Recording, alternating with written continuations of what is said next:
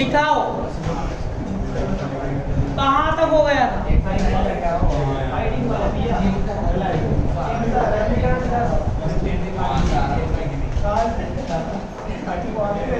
कल दो समीकरणें अपन ने निकाल ली थी।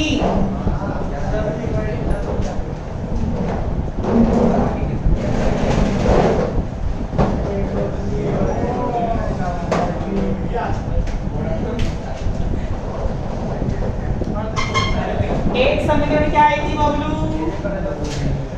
समीकरण नंबर 9 तो ये आई थी तुम्हारे। Del dot A vector minus mu epsilon del square A vector upon del T square minus del del dot A vector plus mu epsilon del phi upon del T बराबर माइनस का mu J vector. ये थी equation number 9।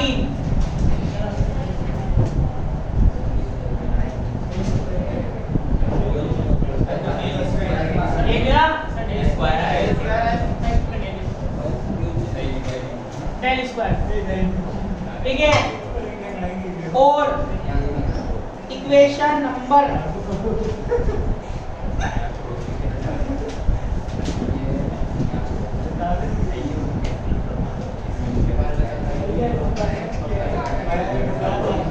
मेरी बात सुनो।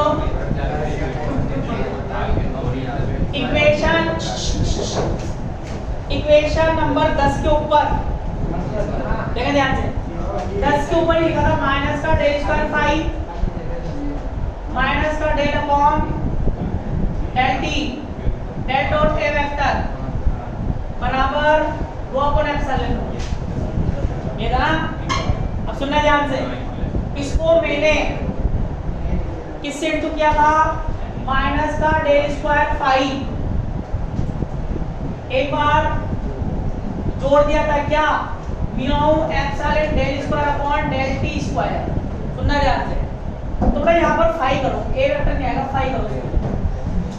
ये जोड़ा था ना फाई और ये घटाएंगे minus mu epsilon del square phi upon del T.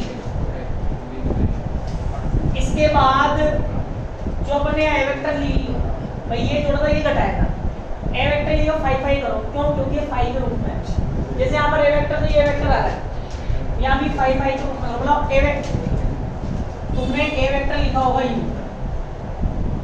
ए वेक्टर लिखा होगा, तो ए वेक्टर को हटाकर फाई करो,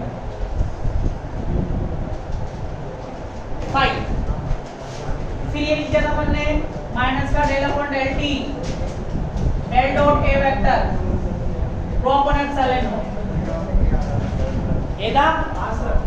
फिर अपन ने क्या किया था? ये तो सेम रखा था माइनस का del square phi plus mu epsilon del square phi upon del T square. इसमें से मैंने कॉमन ले लिया था।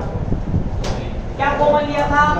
माइनस का डेल अपॉन डेल टी और क्या बचा था? Del dot A vector plus mu epsilon del phi upon del T बराबर रो अपॉन एप्सिलॉन। इक्वेशन 10। ये आई होगी आपकी इक्वेशन 10।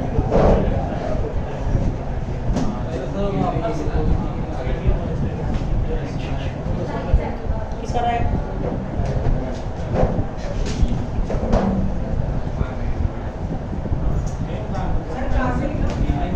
लिखना कुछ नहीं है। कल दोबारा सुन लो। कल मैंने यहाँ से देखो इक्वेशन 10 के ऊपर ये इक्वेशन होगी, ये जोड़ा था ये घटाया था। यहाँ पर ए वेक्टर था, ए वेक्टर को फाई बनाओ, ए वेक्टर को फाई बना लो बस। फिर ये तो सेम रहेगा।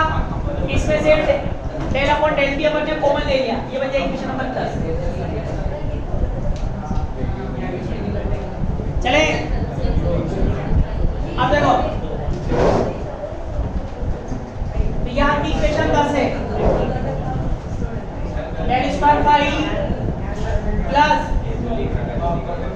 Plus mu epsilon del square phi upon del T square और W माइनस का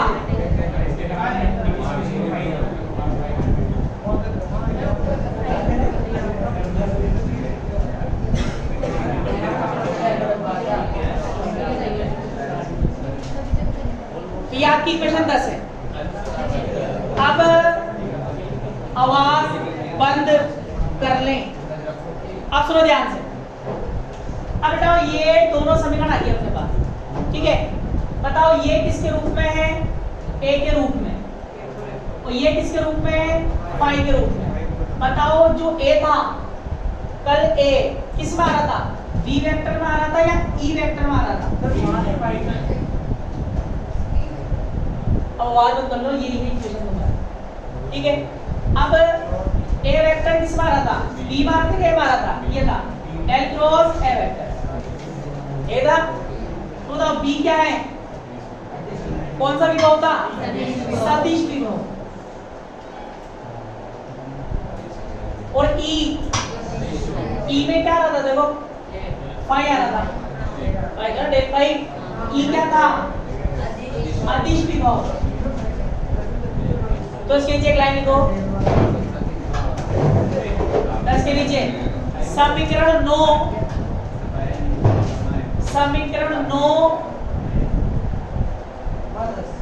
और 10, समीकरण 9 और 10 क्रमशः सदिश विभव और अदिश विभव, सदिश विभव और अदिश विभव की गति के समीकरण हैं,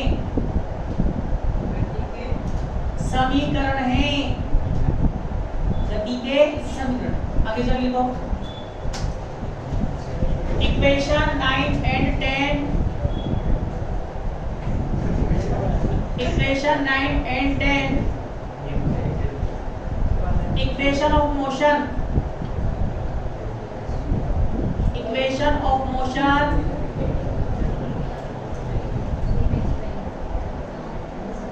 for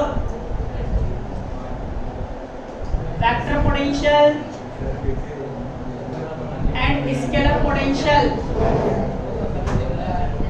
respectively।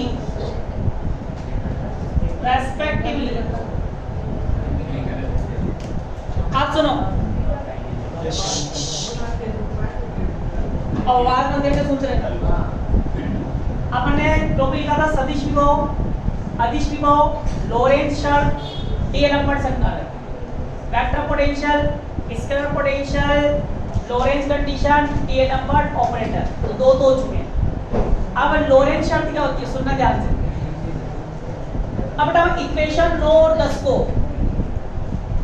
इक्वेशन 9 और 10 को बीएससी सेकंड ईयर के लेवल पर हल नहीं कर सकते हैं। तो क्यों नहीं कर सकते? क्योंकि इसमें ए वेक्टर और फाई दोनों आ रहे हैं, इसमें भी फाई और ए वेक्टर दोनों ही आ रहे हैं। तो सेकंड ईयर के लेवल पर उसको अपन हल नहीं कर सकते। एमएससी लेवल पर जरूर हल कर सकते हैं, क्योंकि वहां पर अलग अलग परिसीमाएं आ जाती हैं। तो फिर क्या हुआ? लोरेंज नामक वैज्ञानिक ने, लोरेंज साइंटिस्ट ने इन समीकरणों को हल करने के लिए बताया। ये बोला कि अगर आप इन समीकरणों को हल करना चाहते हो तो ये जो है दोनों समीकरण में del dot A vector plus mu epsilon del phi upon del t किसके बराबर हो? 0 के बराबर। अब बताओ ये भी 0 के बराबर है, ये भी 0 के बराबर है। तो ये पूरी समीकरण किसके रूप में हो गई? ए वेक्टर के रूप में। और ये पूरी समीकरण किसके रूप में हो गई? फाई के रूप में। अब आप इनको हल कर सकते हैं। तो इस शर्त को ही क्या बोलते हैं? लोरेंज शर्त। दोबारा सुन लो, इन समीकरणों को हल करने के लिए लोरेंज ने बताया कि ये वाला पद क्या होना चाहिए? 0 के इक्वल। तो इसको 0 के इक्वल कर दिया, इसको अपन क्या बोलते हैं? लोरेंज शर्त। अगला आंसर लिखो।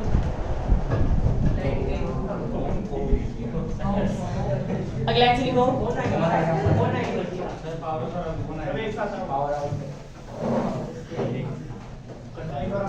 अगला आंसर लिखो।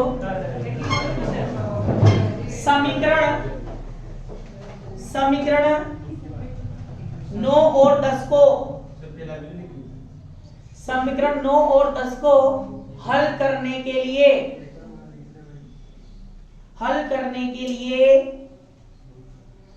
लोरेंज नामक वैज्ञानिक ने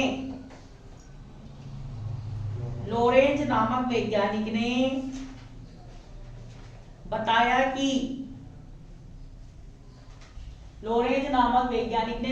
कि ये लिख लो, del dot A vector plus mu epsilon del phi upon del t 0। आगे चल लिखो, according to Lorentz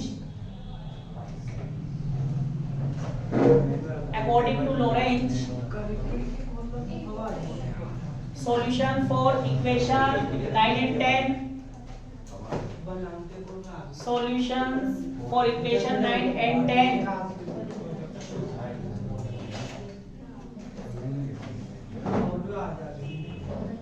ये लो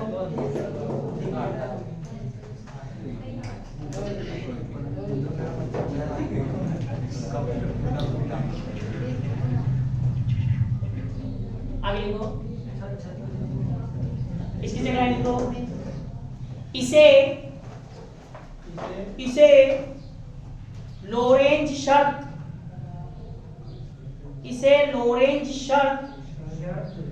कहते हैं।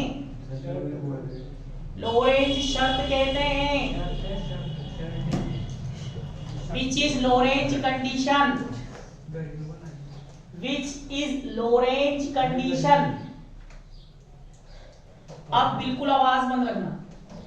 अब बताओ ये कौन सी इक्वेशन आएगी? 11। अब देखना, तब इक्वेशन 9 व 11 से लोरेंज की कंडीशन यह अप्लाई कर रहा हूं, तो बताओ ये पूरा क्या हो जाएगा? 0। तो क्या बचेगा? del dot A vector minus mu epsilon del square A vector। जल्दी आया करना बबलू, एक दस ना upon del t square is equal, Lorentz condition he apply कर दी। पहले 11 में 9 में अप्लाई करेंगे, फिर 10 में, तो ये 0 हो गया। सिर्फ ये बचेगा, बराबर में क्या आएगा? माइनस म्याऊ जे वेक्टर। साथ के साथ मत लिखो और बातें मत करो, फिर बोलना वरना ऊपर से निकलेगा सब। ठीक है, अब बताओ यहां से मैं क्या कर रहा हूं? del dot minus mu epsilon del square upon del t square में से क्या कॉमन ले लिया? क्या बचेगा? माइनस म्याऊ जे vector.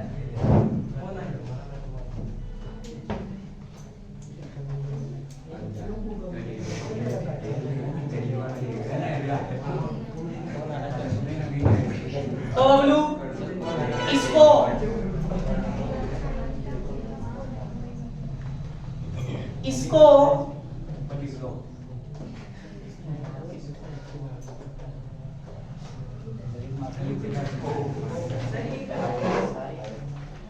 Minus mu J vector, इसको ही क्या बोलते हैं?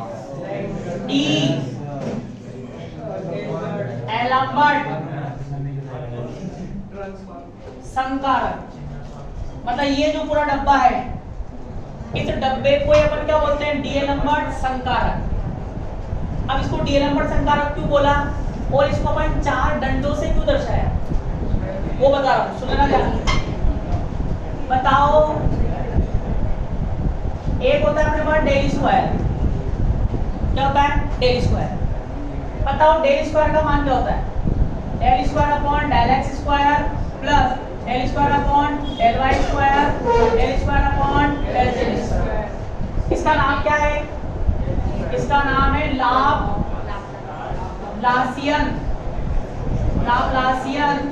संकारक।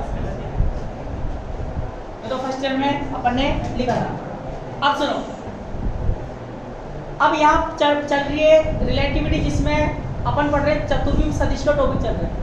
सब में क्या होता है चार घटक, तो यहाँ पर आप देखोगे तो डेल स्क्वायर है, डेल स्क्वायर चल रहा है, तो यहाँ पर ये क्या है डेल स्क्वायर। तो डेल स्क्वायर के तीन घटक हैं, तीन घटक तो किसके रूप में है, स्थिति के रूप में, और एक चौथा घटक समय के रूप में दिख रहा होगा आपको। कैसे बताओ, c बराबर होता है 1/√μ/। तो बताओ यहाँ से c² बराबर क्या आएगा 1/μ/। अब बताओ इस चौथे घटक को मैं क्या लिख सकता हूँ, ये जो है ना μ/, del square upon del t square, तो इसको मैं क्या लिखूंगा डेल स्क्वायर और c² और ये डेल t स्क्वायर। तो बताओ अब इन दोनों को एक साथ लिख रहा हूं तो क्या आएगा, डेल इसको लिख रहा हूं इसको ही, तो डेल स्क्वायर को तो क्या लिखूंगा del square upon del x square plus del square upon del Y square plus del square upon del Z square. ये तो लिख दिया। ये क्या है माइनस, ये माइनस। अब बताओ इसको मियाओ एप्सिलॉन को, इसको मैं क्या लिखूंगा डेल स्क्वायर अपॉन सी स्क्वायर डेल टी स्क्वायर। ये बन गया 1/c² del square del T square. इसको मैं क्या कर रहा हूँ आयोटा स्क्वायर से ऊपर नीचे इंटू करूंगा, तो del square upon del x square del square upon del Y square del square upon del Z square. Iota square से ऊपर इंटू किया तो क्या आएगा प्लस डेल स्क्वायर अपॉन नीचे वाला आयोटा सी का होल स्क्वायर। तो देखो इस पूरे में जो ये तीन वाला होता है इसको तो अपन क्या बोलते हैं लाप्लासियन संकारक, जिसमें तीनों ही स्थिति के कोऑर्डिनेट होते हैं x, y और z। अब देखो ये जो डब्बा है इसमें चार कोऑर्डिनेट है, तीन तो किसके हैं 1 2 3 स्थिति के, और ये चौथा वाला किसका है समय का। तो ये चतुर्विम रूप में है, इसी को क्या बोलते हैं चार है इसमें, तो 1 2 3 4 स्क्वायर लग रहा है तो स्क्वायर, इसी को क्या बोलते हैं डीएल लंबट संकारक। इसीलिए मैंने इसको क्या लिख दिया डीएल लंबट संकारक a minus mu J. Equation कौन सी आएगी तेरा आएगी ना,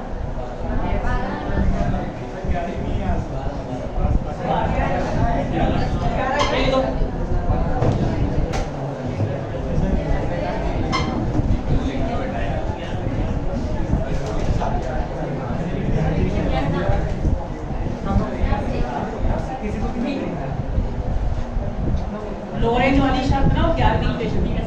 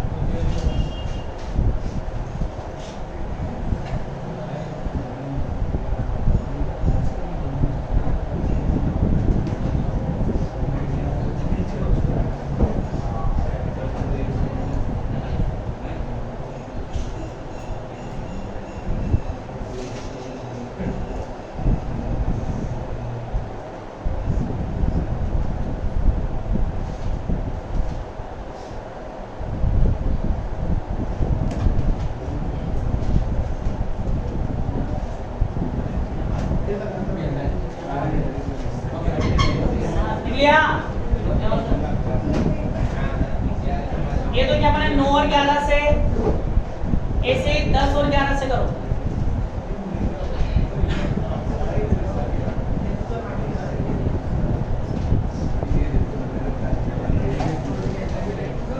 ये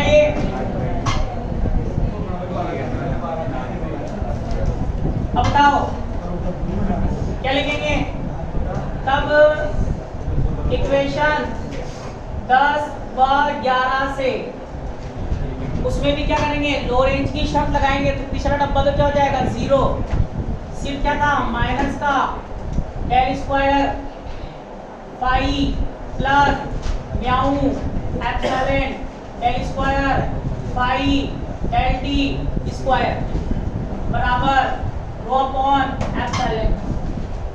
पहले इसमें माइनस कॉमन लेके उधर इंटू कर दो तो क्या हो जाएगा del square phi minus mu epsilon del square phi del T square minus का रो अपॉन एप्सिलॉन।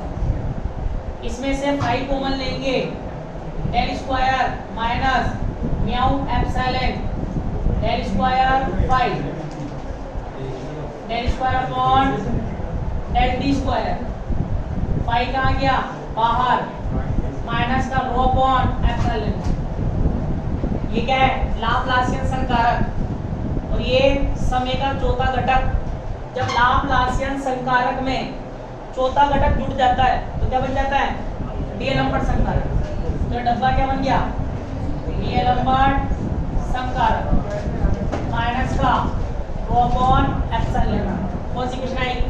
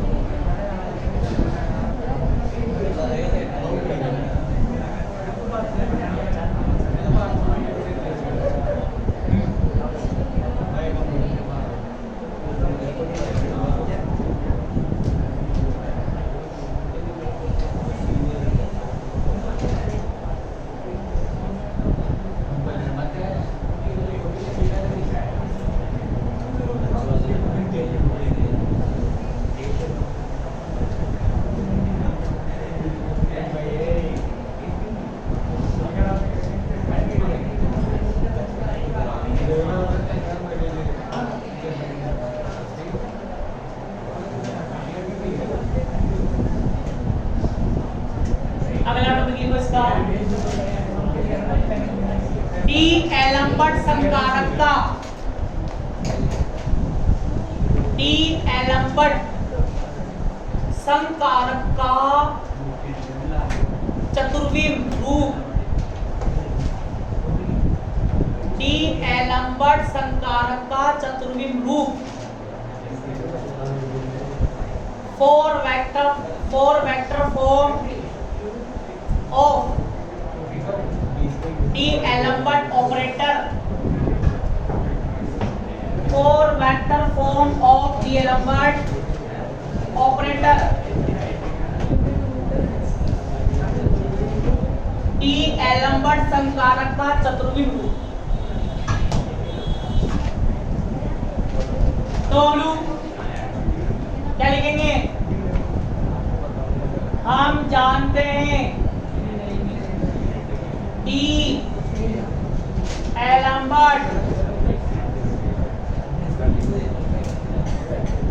संकारक क्या था del square minus mu epsilon del square upon del T square. बात करें वायु या निर्वात में एयर और वैक्यूम, मतलब वायु या निर्वात में बताओ म्याऊ क्या बन जाता है म्याऊ नॉट, एप्सिलॉन क्या बन जाता है epsilon naught, del square upon del T square. चूंकि डेल डेल स्क्वायर क्या होता है, del square upon del x square plus del square upon del Y square plus del square upon del Z square. और c बराबर क्या होता है, 1 upon under root mu naught epsilon naught. इसको यहाँ लिखूंगा, म्यू नॉट एप्सिलॉन नॉट की value क्या आ जाएगी, c square, 1 upon c square. बताओ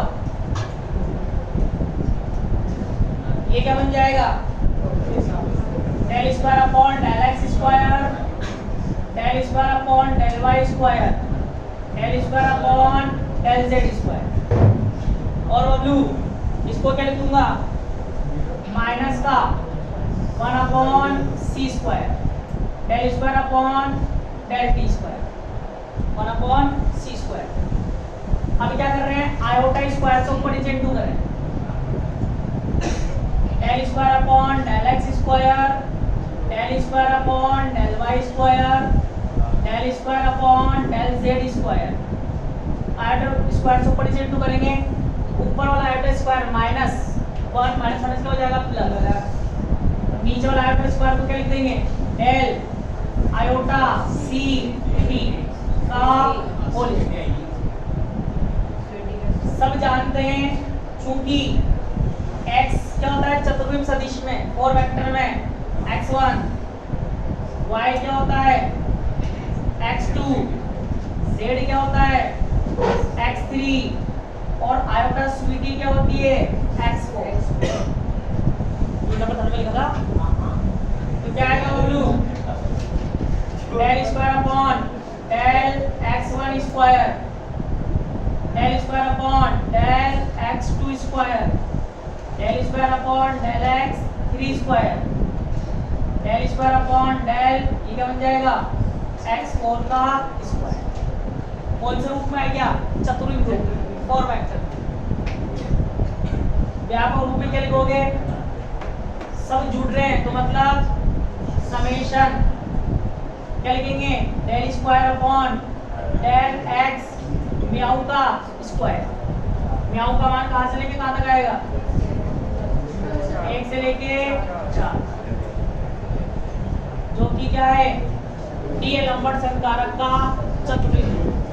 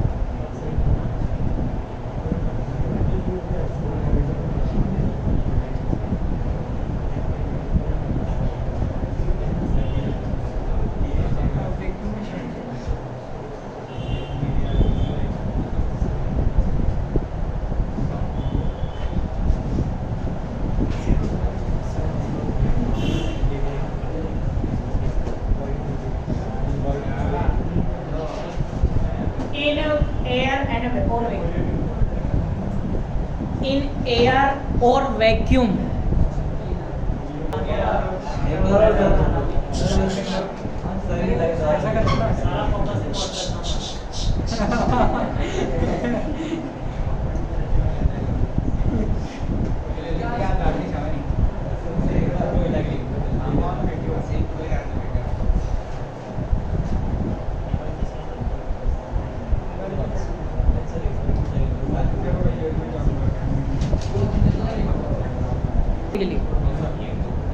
तो इस टॉपिक का नाम क्या था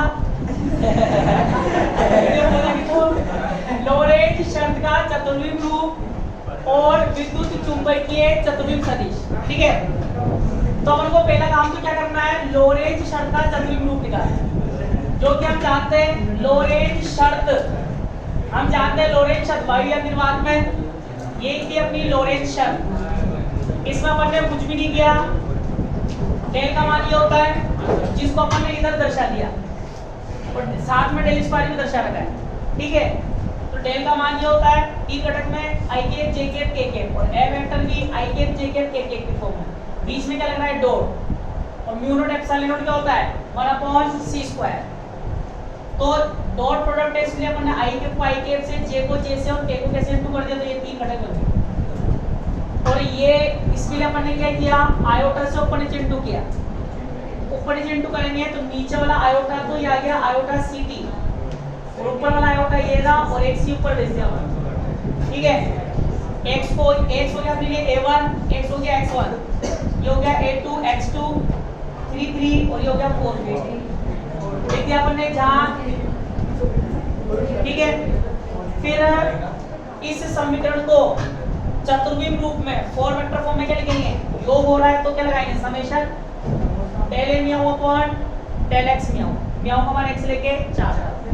तो ये तो क्या है बताओ लोरेंज शर्त का चतुर्विम रूप ये। ठीक है और फिर क्या है विद्युत चुंबकीय चतुर्विम सदिश। तो a म्याऊ को क्या बोलते हैं विद्युत चुंबकीय चतुर्विम सदिश। क्यों बोल रहे हैं क्योंकि a म्याऊ के जो चार घटक है उनमें से तीन फैक्टर किसमें है a की फॉर्म में जो कि अपन ने आया था डेल क्रॉस b वेक्टर आया था अपना a वेक्टर b वेक्टर आया था डेल क्रॉस a वेक्टर। ठीक है तो तीन घटक तो सदिश के रूप में है और सदिश में क्या था विद्युत चुंबकीय और चौथा घटक किसके रूप में फाई के रूप में जो कि e वेक्टर में था अपना फाई। तो इसलिए क्या बोलते हैं विद्युत चुंबकीय। चार घटक है तो चतुर्विम और क्या बोलेंगे सदिश। तो लिखो इसकी देख लाइन को जो कि लोरेंज शर्त का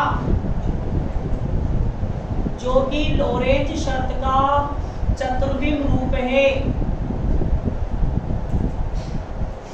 जो कि लोरेंज शर्त का चतुर्विम रूप है। अगले से लिखो जहां a म्याऊ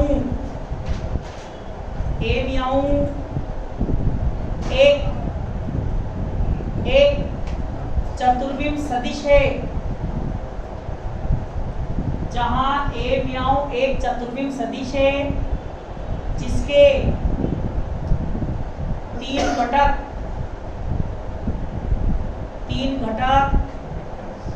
सदिश विभव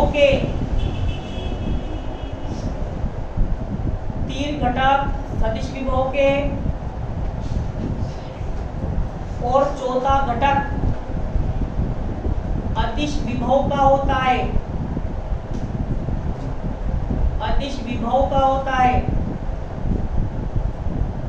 इसलिए इसे विद्युत चुंबकीय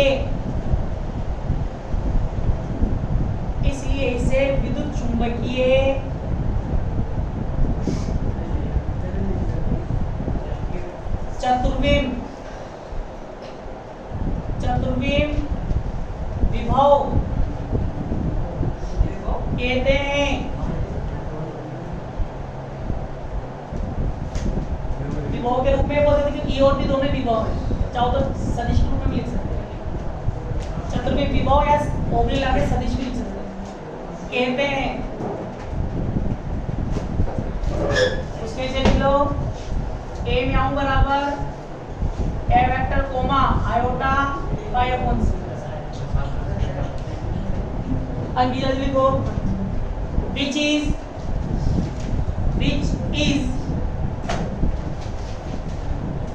four vector form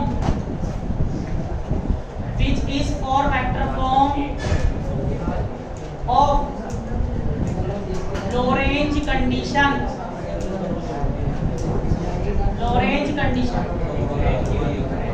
Here a म्याऊ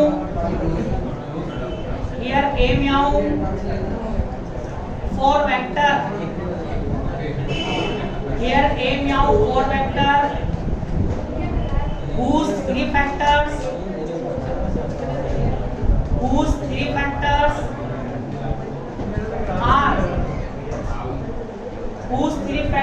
are vector potential and 4 factor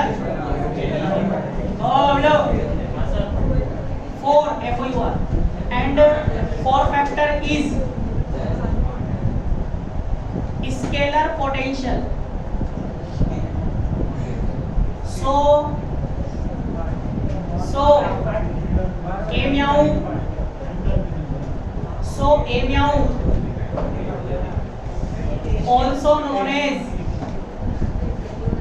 A meow also known as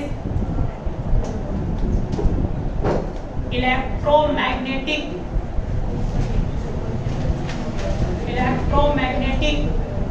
for potential और वेक्टर मिल सकते हैं ओबले आगे वेक्टर लिख फॉर पोटेंशियल और वेक्टर लिखो अगला टॉपिक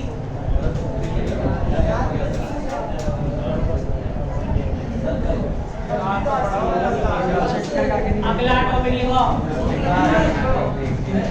विद्युत चुंबकीय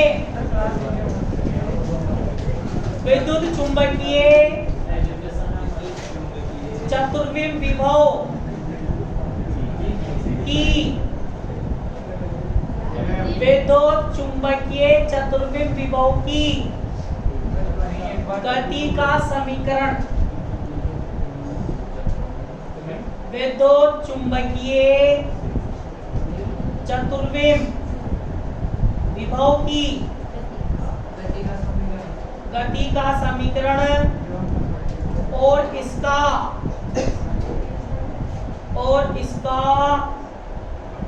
रूपांतरण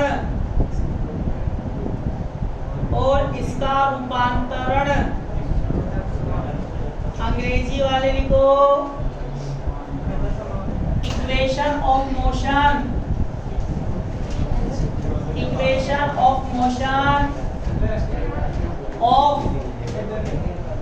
of electromagnetic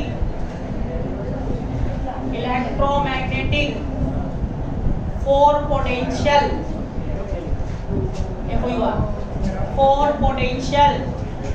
and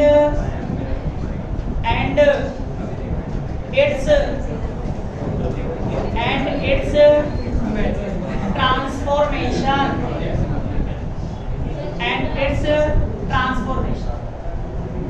जिसको अगली कक्षा में पढ़ेंगे।